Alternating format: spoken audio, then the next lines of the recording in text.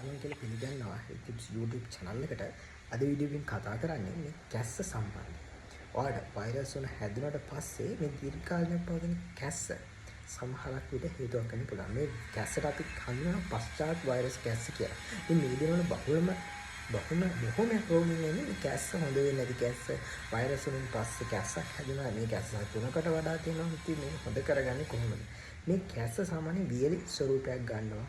ගොඩක් වෙලාවට ඉතින් මේ වෛරස් ආසවලින් පස්සේ හැදෙන කැස්ස ටික දිනක් ඔයාගේ ශරීරයේ තියෙන්න පුළුවන්.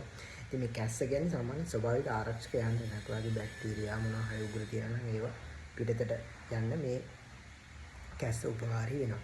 ඒ වගේම මේ කැස්ස වගේ අනිකාර මේ වෛරස් සමහර වෛරස් වල ලක්ෂණයක් තමයි මේ උණ රෝගය හඳුනාට පස්සේ කැස්ස හැදෙනවා. මේකින් බාහිර පරිසරයේ ශුද්‍ර ජීවීන් බැක්ටීරියා ගමන් කරලා තවත් කෙනෙකුට ලෙඩ රෝග බෝ කරන්නත් මේ කැස්ස උපකාරී වෙනවා. ඉතින් මේ කැස්ස හොඳ කරගන්න වෛද්‍යවරයෙක්ගෙන් බෙහෙත් ලබා ගන්න සමහර විට සිරප් වර්ග බෙහෙත් වර්ග ලබා දෙනවා. ඉතින් මේ දේවල් වලින් ඔබට සමහර විට සති 3කට වඩා තියෙනවා වෙනත් රෝගී තත්ත්වයක් විය හැකියි. ඒ නිසා ඔබ අනිවාර්යයෙන්ම වෛද්‍යවරයෙකුට පෙන්වීම ගොඩක් වැදගත් වෙනවා. ඉතින් මේ කැස්ස හොඳ කරගන්න ධූමපානය කරන ධූමපානයෙන් වලකින් ඉතින් හුමාලය වාෂ්ප ඇල්ලීම නිබුලයිස් කිරීම ඒ වගේම දුමට නිරාවරණය නොවී සිටීම වගේ දේවල් ඒ වගේම සීතලෙන් ආරක්ෂා වීම වගේ දේවල් ගොඩක් වැදගත් වෙනවා.